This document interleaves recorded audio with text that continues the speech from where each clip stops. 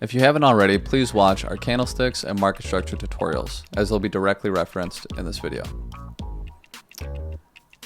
Resistance is a price level where an uptrend can be expected to pause due to increased selling interest. Support is a price level where a downtrend can be expected to pause due to increased buying interest. And consolidation is sideways price action between support and resistance. Taking a look at some real-world examples, we can see that this daily horizontal level held as resistance due to increased selling interest at the level. And we can see a pause in a downtrend due to increased buying interest here, giving us this daily horizontal level. And if we zoom in here, we can see on a daily time frame we wicked below the level. However, we did not get a daily candle close below the level, signifying that it held as support. We'll take a look at a break of resistance to get a better idea of what that looks like. We can see here a daily horizontal level put in here, tested once and twice, wicking below for then a move up.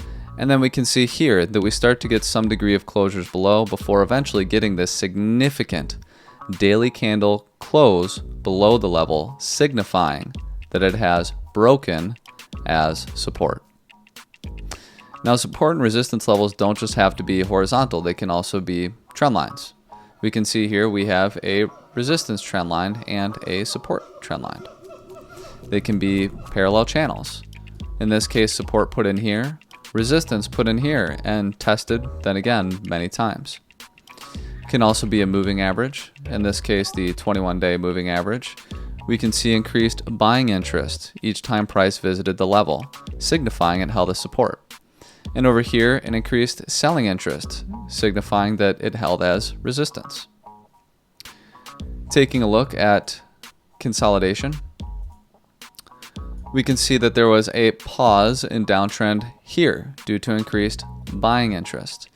And then, of course, our resistance level. And here we can see that price simply moved sideways between the two levels until one of which, in this case resistance, proved to be stronger than the other, giving us then our move down.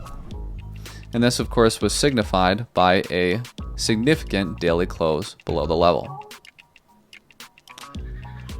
Now, support and resistance levels are actually formed by market structure. So we'll look at a small example here. We can see that we have bearish market structure signified by our high, low, lower high, and lower low.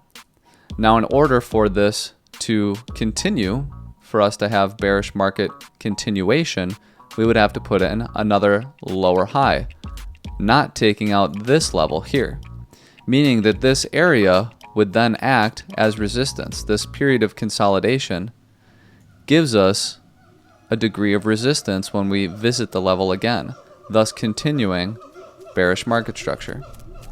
And we'll zoom out here. Let's look at a couple more examples. We'll close these out here. Really zoom out. And we can see that this level here, this market structure put in, acted as support almost 2 years later over here.